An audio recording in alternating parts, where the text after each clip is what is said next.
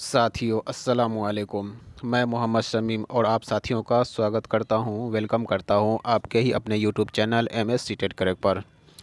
साथियों आज मैं हिंदी पेडागोजी के 20 महत्वपूर्ण क्वेश्चंस को आपके सामने डिस्कस करने जा रहा हूं, जो कि सभी टेट एग्ज़ाम के लिए बहुत ही महत्वपूर्ण होने जा रहा है। तो चलिए देरी ना करते हुए सेशन को स्टार्ट करने जा रहे हैं। पहला क्वेश्चन है, शिक्षार्थी द्वारा किसी विषय पर बोलना या लिखना भाषा के किस पक्ष को उजागर करता है? पहला है अभिव्यक्ति, दूसरा गढ़न, तीसरा व्याकरण के पक्ष को और चौथा में कह रहा है लिखित पक्ष को। तो हमारा ऑप्शन फर्स्ट सही हो जाएगा, क्योंकि इसमें कहा जा रहा है अभिव्यक्ति। तो दोस्तों अगला क्वेश्चन है क्वेश्चन नंबर 2, जिस ध्वनि के टुकड़े न किए जा सके उसे क्या कहते हैं? पहला में शब्द, दूसरा में वाक्य, तीसरा में वर्ण और चौथा में व्यंजन।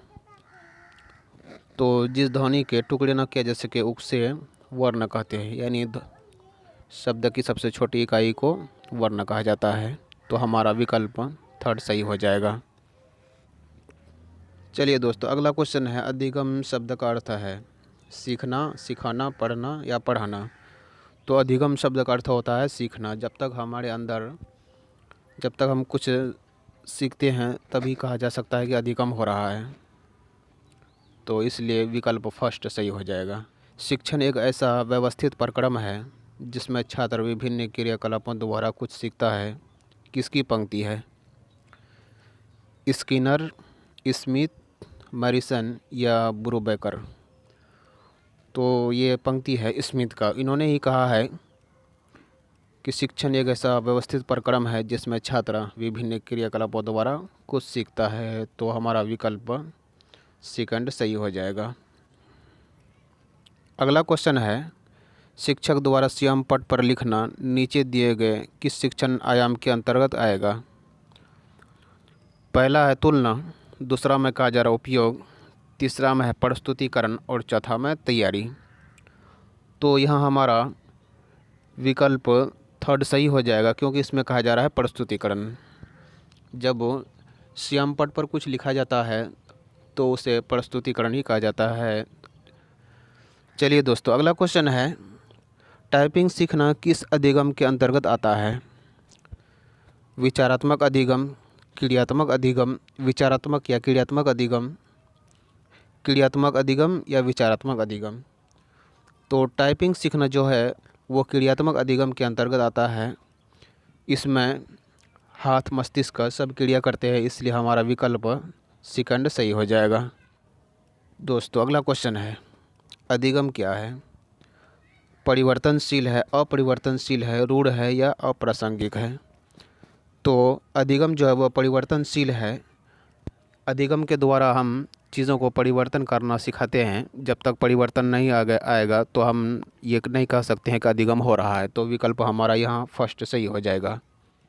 यदि किसी पाठ को 5 विद्यार्थी अलग अलग ढंग से सोचते हैं तो शिक्षक का कार्य क्या है?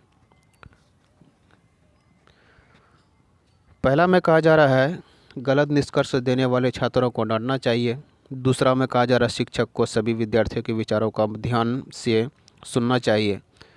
और तीसरा में कहा जा रहा है उस पाठ को छोड़कर शिक्षक को नया पाठ पढ़ाना चाहिए।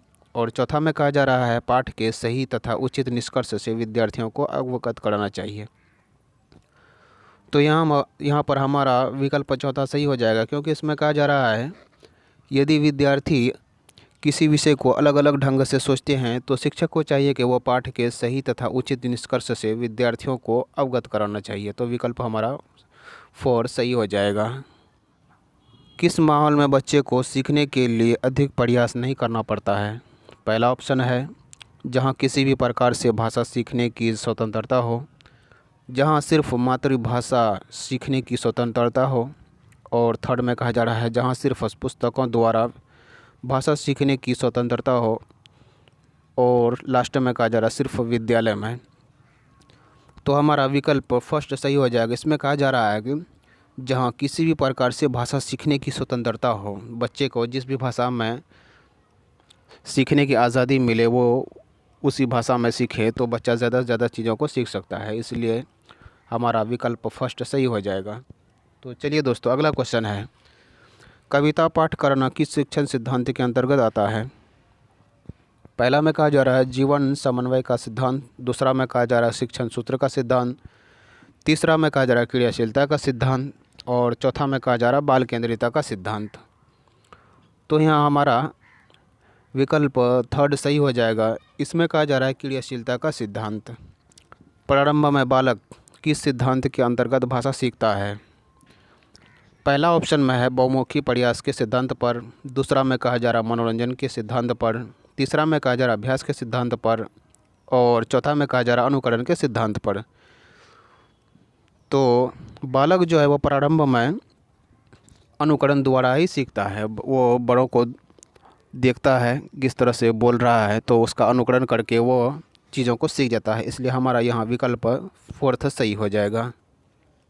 चलिए दोस्तों, अगला क्वेश्चन है शिक्षण सूत्र के माध्यम से भाषा शिक्षण डैश होता है। जो शिक्षण सूत्र के माध्यम से भाषा सिखाया जाता है तो उसके अंदर क्या होता है? तो अब पहला ऑप्शन है प्रभावी, दूसरा में है कठिन, तीसरा में सरल और चौथा में है बोझिल। तो शिक्षण सूत्र के द्वारा जो भाषा सिखाया जाता है वो भाषा प्रभावी होता है, चीज़ें ज़्यादा समझ में आती है, तो विकल्प फर्स्ट सही हो जाएगा। किस विधि के अंतर्गत व्याकरण नियमों को जाने बिना भाषा के शुद्ध रूप अनुभव किया जाता है? पहला ऑप्शन है प्रत्यक्ष विधि, दूसरा में कहा जा रहा है सूत्र विधि और तीसरा में कहा जा रहा है भाषा संसर्ग विधि और चौथा में कहा जा रहा है पाठ्यपुस्तक विधि।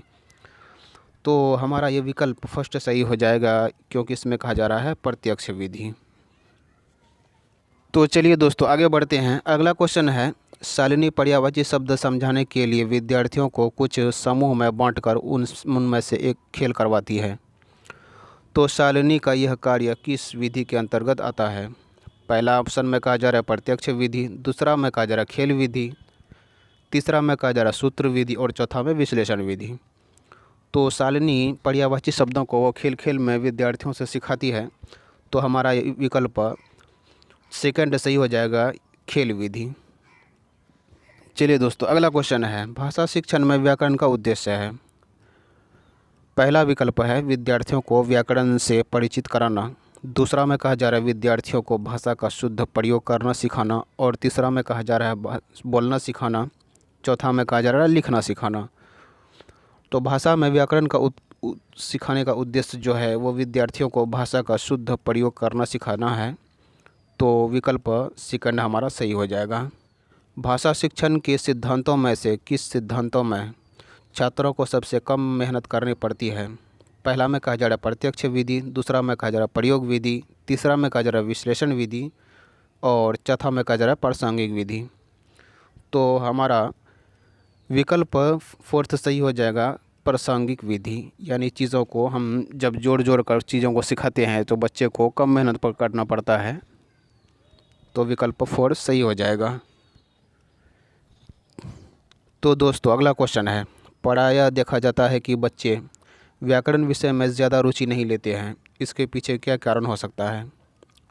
पहला ऑप्शन में कहा जा रहा है व्याकरण विषय का कठिन होना, छात्रों द्वारा व्याकरण को महत्वपूर्ण न मानना और विद्यालय में व्याकरण पढ़ाने के लिए पाठ्य पुस्तकों का प्रयोग करना और चौथा व्याकरण सूत्रों का प्रयोग करना। तो यहाँ हमारा ऑप्शन थर्ड सही हो जाएगा। इसमें कहा जा रहा है विद्यालय में व्याकरण पढ़ाने के लिए पुस्तकों का प्रयोग करना, ये विकल्प सही हो सकता है।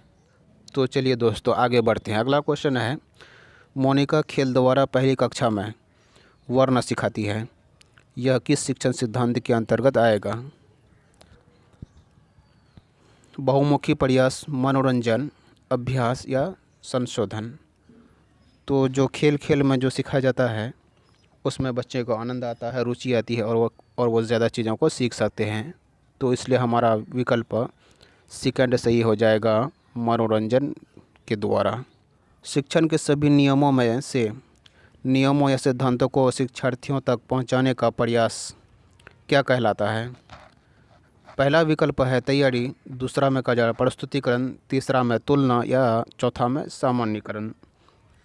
तो शिक्षण के सभी नियमों में से नियमों या सिद्धांतों को शिक्षार्थियों तक पहुंचाने का प्रयास जो किया जाता है उसे सामान्यीकरण कहा जाता है, इसलिए विकल्प फोर्थ सही हो जाएगा।